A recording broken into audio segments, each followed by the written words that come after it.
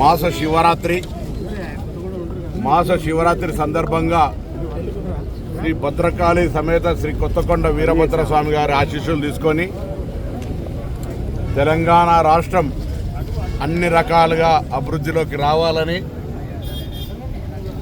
వర్షం, ప్రకృతి, వ్యవసాయం, పరిశ్రమ, వృత్తి అన్ని రకాల ఆర్థికపరమైన ఇబ్బందులు లేకుండా రాష్ట్ర ప్రజలకు అన్ని రకాల ప్రయోజనాలు కలగాలని, అందులో హుస్నాబాద్ ప్రాంతానికి అందరూ కూడా సుఖ సంతోషాలతో ఉండాలని ఆ భగవంతునికి అన్ని రకాల పూజలు ప్రార్థనలు చేసినాం. పూజలకు ప్రార్థనలకే పరిమితం కాకుండా ప్రభుత్వం తరఫున అనేక కార్యక్రమాలు తీసుకొని ఈరోజు ముందుకు పోతా ఉన్నాం. 2 లక్షల రూపాయల రుణమాఫీకి సంబంధించి కూడా ఏదైతే ఒక ఫ్యామిలీ గ్రూపింగ్ ఉందో ఆ గ్రూపింగ్ చేసినటువంటి 4 లక్షల మందికి కూడా రేపు 30వ తారీఖు నుంచి 2 లక్షల రూపాయల రుణమాఫీ జరుగుతూ ఉంది. 2 లక్షల పై వాళ్ళకు షెడ్యూల్ ఇచ్చి తొందరలోనే దాన్ని కూడా తీసుకోవడం జరుగుతుంది. 200 యూనిట్ల ఉచిత విద్యుత్ కావచ్చు, ఉచిత బస్సు కావచ్చు, తొందరలోనే గ్రామ వారీగా ఇందిరమ్మ ఇండ్ల ఎంపిక కావచ్చు, రేషన్ కార్డుల పంపిణీ కావచ్చు, ఇవన్నీ కూడా జరగబోతూ ఉన్నాయి.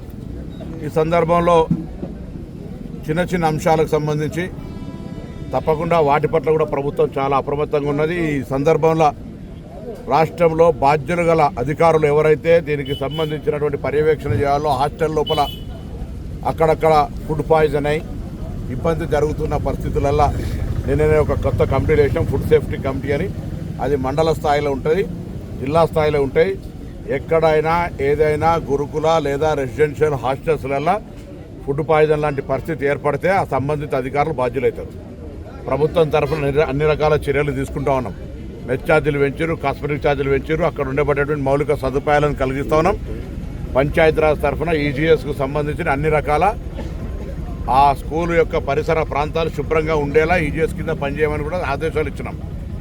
జిల్లా కలెక్టర్లు లేదా ఇతర జిల్లా స్థాయి అధికారులందరూ కూడా, ప్రజాప్రతినిధులు కూడా ఖచ్చితంగా ఈ హాస్టల్ సందర్శన చేయాలి అధికారులతో పాటు అని చెప్తా ఉన్నాం మా ప్రభుత్వం, మా ముఖ్యమంత్రి గారు.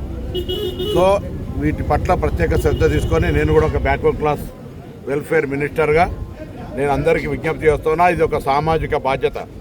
పిల్లలు తల్లిదండ్రులను వదిలిపెట్టి మీ సంరక్షణలో పెరుగుతున్నటువంటి వాళ్ళను మన పిల్లల్లాగా చూసుకునేటువంటి బాధ్యత ఆయా పాఠశాలలో పనిచేస్తున్నటువంటి టాప్ టు బాటం ఉద్యోగులందరిది.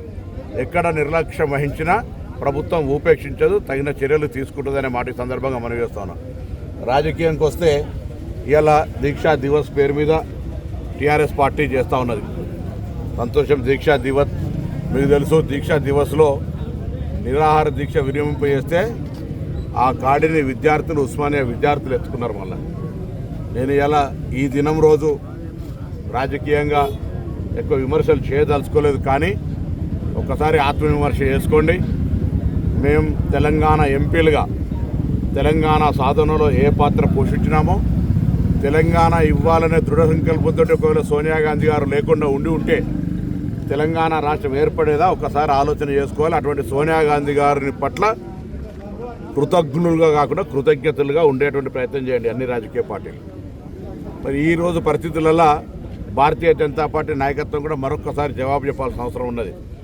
తెలంగాణ రాష్ట్ర ఏర్పడినటువంటిది దీర్ఘకాలిక ప్రజల ఆకాంక్ష. ఈ తెలంగాణ సాధించుకోవాలని అనేక మంది ప్రాణాలు అర్పించినారు. తెలంగాణ సాధన కొరకు ఒక దశాబ్దాల కాలంగా పోరాటం జరిగింది.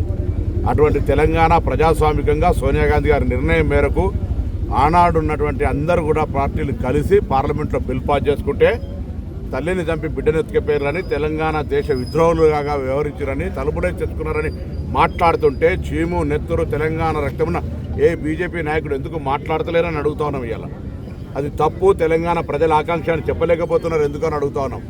తెలంగాణకు బడ్జెట్ నిధులు ఇవ్వకపోతే కేంద్రం తరఫున ఎందుకు అడగలేకపోతా ఉన్నారు? మన ప్రధానమంత్రితో సమావేశమైన ఎంపీలు మీకు బాధ్యత లేదా అని అడుగుతా ఉన్నాం.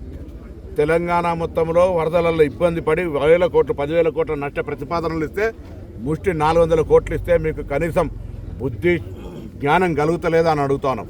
ఇటువంటి పరిస్థితులలో తెలంగాణ ప్రయోజనాల కొరకు, తెలంగాణ ప్రజాస్వామిక పరిపాలన కొరకు 1 సంవత్సరం పూర్తి చేసుకున్న సందర్భంలో అనేక రకాల ఉత్సవాలు జరుగుతూ ఉన్నాయి.